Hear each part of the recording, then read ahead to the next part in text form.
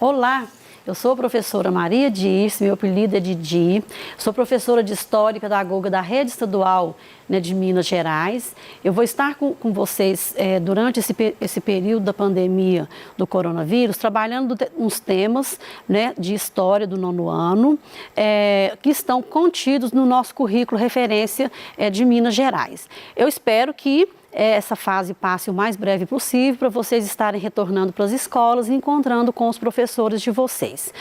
Hoje, nós vamos estar trabalhando, né, a transição da monarquia para a nossa primeira república. Vamos lá.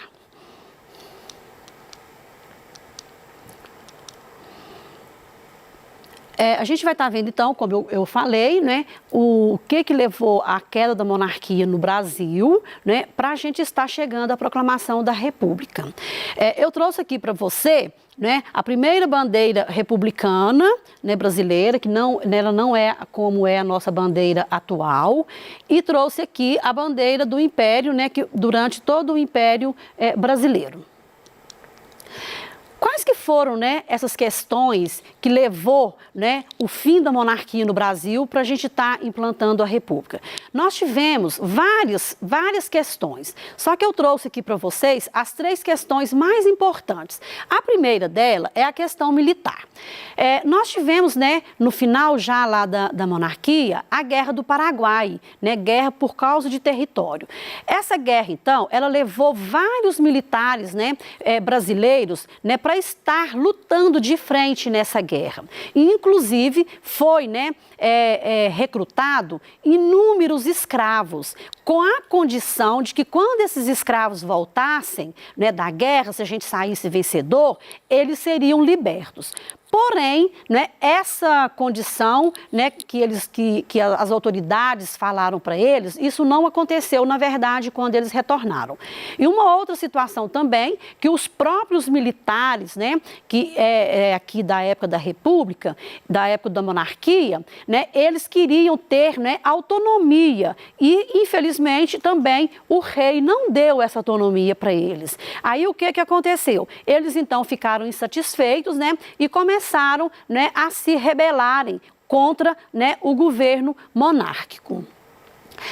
Uma outra questão foi a questão religiosa, né, que o governo começou-se a ter muitos problemas com a igreja. A igreja, ela era dependente, né, do Estado, era ligada ao Estado, mas a gente teve várias situações, mas a situação que realmente culminou, né, com a desagregação, né, da igreja com a monarquia, o descontentamento, foi um incidente que aconteceu, né, que o Papa, né, da época lá, pediu a 2 bispos brasileiros que prendessem, né, pessoas que estavam, né, a favor da maçonaria aqui no Brasil. E o Dom Pedro, ele era maçom.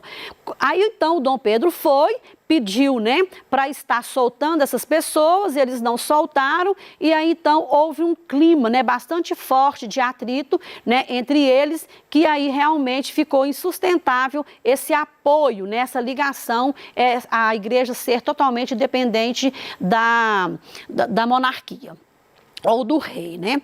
Aí nós tivemos a grande questão também, que foi a questão abolicionista, né? A gente sabe que, eu vou falar um pouquinho para frente aqui, que a abolição aconteceu em 1888 e o governo também imperial, ele prometeu que ia indenizar esses donos de escravos, esses grandes latifundiários. E isso, na prática, também não aconteceu. Aí tudo isso gerou todos esses descontentamentos que levou realmente ao enfraquecimento, né, da monarquia aqui no Brasil.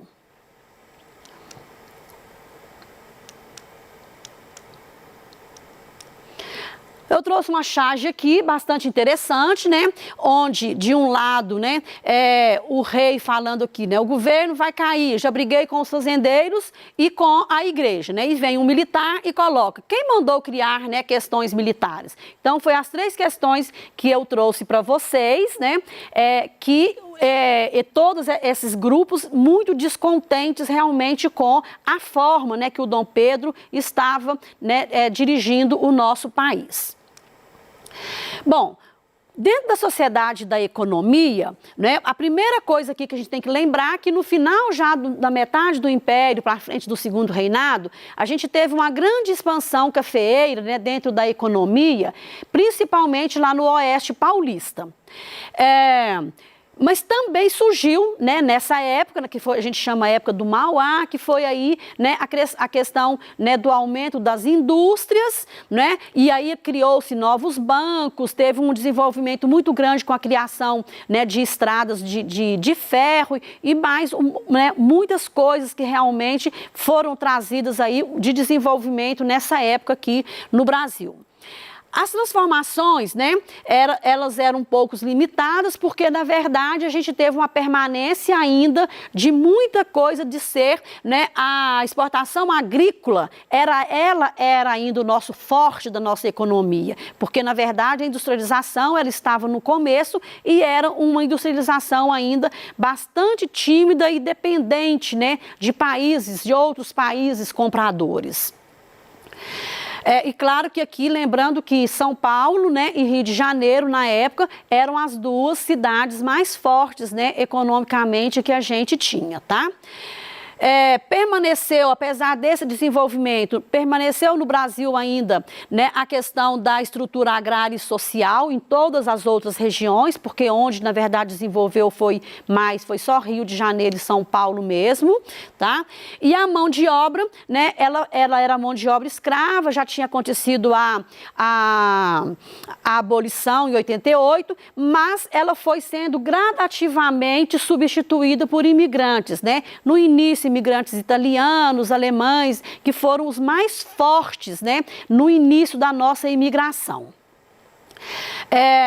E o trabalhador dos imigrantes, normalmente eles eram feitos, né, nas primeiras indústrias aqui, mas era bastante tímido ainda o desenvolvimento industrial. Oh, desculpa. Bom, a Lei Áurea, então, aqui em 88, eu quero mostrar para você, né, que ela trouxe, né, esses ex-escravizados ficaram sujeitos a muitos preconceitos aqui, né, confirmados por teorias racistas, né, e sociais da época, tá? E eles, para eles, né, nada estava representando essa abolição da escravidão, porque eles foram libertos, mas, porém, o governo não fez políticas públicas para estar, né, colocando essas pessoas no mercado de trabalho, dando condições, né, suficientes para que essas pessoas, né, sobrevivessem de maneira digna. Aqui, inclusive, tem uma imagem, né, de uma família, né, num casebre muito pobre ainda lá na fazenda, né, mas já na verdade, sem aquela condição que ela tinha lá de escravo. Após a abolição, então, o negro ele foi excluído do mercado de trabalho aqui no Brasil totalmente, tá? Eles fizeram, né, leis que eu vou estar mostrando, né, agora para você, né, que nada favorecia esse escravo. Então, esse ex-escravo, ele só trabalhava em serviços pesados, né, e que nada acrescentava para eles em melhoria de vida. A exclusão, então, né, o governo achava que tinha sido uma exclusão legalizada, né, quando ele coloca que eles fazem leis, né, implícitas e explícitas, né, que escravizados não podiam ter certas profissões. As profissões deles eram as profissões as mais miseráveis que tinham, tá? Né? Quando eu coloco miseráveis, eram aquelas profissões de ser, né, trabalhar só na construção civil, naquele serviço mais pesado que tinha lá na fazenda, né? Mas eles não serviam para estar, né, dentro de uma casa de um senhor, porque a cor prejudicava, né? E muitas coisas mais. Os lotes de terras também que antes eram usados, né, que eram livres e qualquer pessoa livre podia estar usando, né, esses lotes para sua plantação, o que que eles fizeram? Eles começaram então a doar esses lotes para os homens bons. O que que são esses homens bons para, né, essa classe da época? Era a pessoa branca, católica e que tinha família. Então, claro, o negro, o pobre, mais uma vez ficou excluído, né, nessa condição aqui desses lotes, nessas sesmarias que a gente chamava na época. Então, claro que o poder público, né, em momento nenhum, ele faz nada, nenhuma política para estar, né, inserindo esse negro na nova sociedade que estava por vir.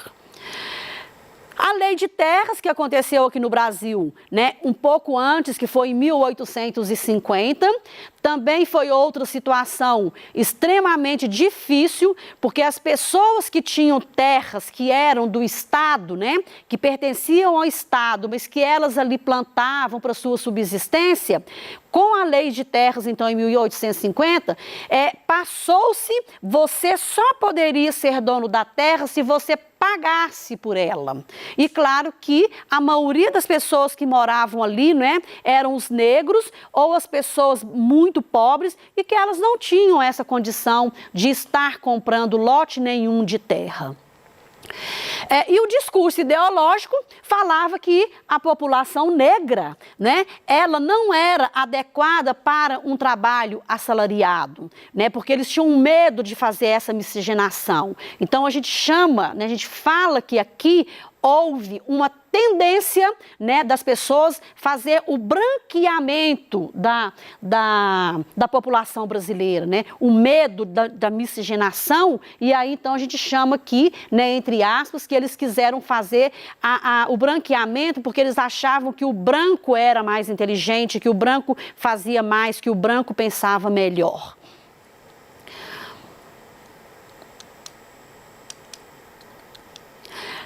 Bom, a perda da monarquia, então, né, com todos esses fatores que foram acontecendo aí, claro que eu estou colocando a questão aí toda do negro, mas o negro lutou muito, né, para ter a sua liberdade e a sua autonomia. E aí, com isso, então, né, nós vamos estar vendo aqui agora todos os fatores que realmente levou, né, a decadência aqui da monarquia aqui no Brasil para a gente proclamar uma república, né? A falta de habilidades do imperador, né, do Dom Pedro, para estar resolvendo todos os impasses, os problemas que tinha, além dele estar totalmente desanimado, porque ele não via uma perspectiva de ter um terceiro reinado aqui com a sua filha Isabel, porque a Isabel ela era casada, né, com um francês, e esse francês ele era dito como muito chato, né, ele era uma pessoa muito sem carisma, né, com as pessoas. Então aí o Dom Pedro achava que não ia existir um terceiro reinado para a princesa Isabel assumir, porque possivelmente o marido ia estar por trás das decisões. E uma outra coisa que agravou também foi que ele estava doente com uma diabetes, e essa diabetes realmente debilitou muito, né, a questão da saúde dele, e ele então ficou meio que, né, meio sem vontade de trabalhar, né, de estar resolvendo os impasses para que a monarquia não acabasse. Ele perdeu também, claro, o apoio de vários grupos sociais, um deles, inclusive, os grandes latifundiários, mas nesse momento a gente já tinha aqui no Brasil também, né, outras classes sociais surgidas da indústria, que eram os operários, né, os industriais que estavam vindo. Então, com isso, então, claro que ele vai perdendo todo esse apoio, e aí, então, a nossa tendência realmente é a monarquia vir a cair.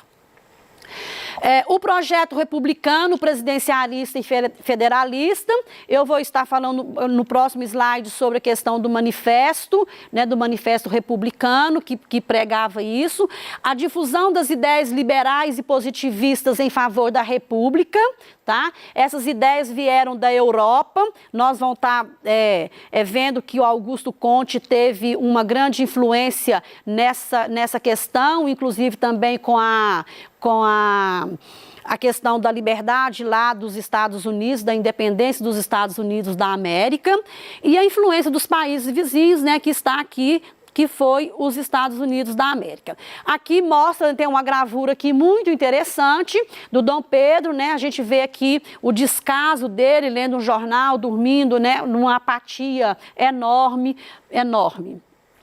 Bom, em 1870, então, funda-se no Brasil, em São Paulo, tá? O PRP, que é o Partido Republicano, e com isso, então, eles fazem, né, um manifesto republicano onde eles reivindicam inúmeras coisas dentro desse manifesto, tá? E aí, então, quais, né, as reivindicações, né, que esse manifesto, né, deixa para a gente. Isso daí eu vou deixar para vocês pesquisarem, porque a gente vai estar vendo um pouco mais para frente na próxima aula, tá ok?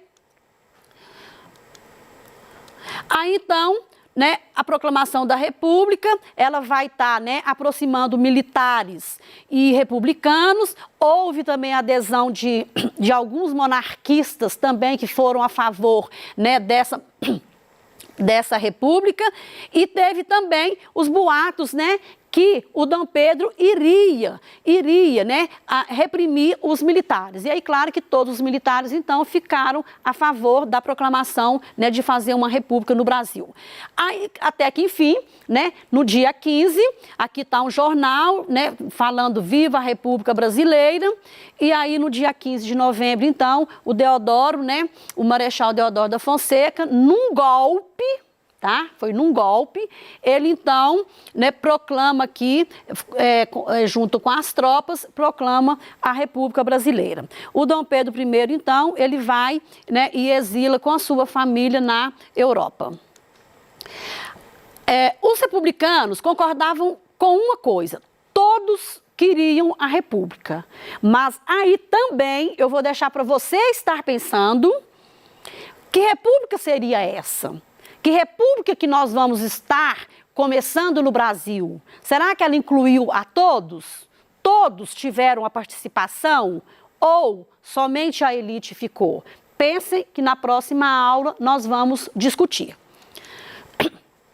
A primeira fase da República, a gente fala que ela teve duas fases, que foi de 89 a 94, que foi a República da Espada, e de 94 a 1930, a República Oligárquica. Na próxima aula, a gente vai estar vendo até aproximadamente, eu penso que até 1910, que foi uma parte dessa primeira República. Aí eu vou deixar aqui para vocês uma atividade, inclusive usando a mesma imagem que eu já coloquei ali atrás da apatia do Dom Pedro, tá? No final. E aí vocês vão estar analisando a charge com bastante critério, tá? Porque tem perguntas, né, criteriosas ali, de observação mesmo, as perguntas muito simples que vocês são capazes, né, você é capaz de responder, e se tiverem dúvida, tirem com o seu professor ou comigo mesmo, né, em qualquer retorno que a gente tiver aqui, tá? Aí tem um textinho, né, que é o comando, no caso da minha atividade, que vocês leiam aí com bastante atenção. Você vai estar vendo que é um texto, né, que ele está escrito com o português da época, né, que é muito interessante, mas é claro que a gente consegue entender muito bem o que o texto está nos dizendo.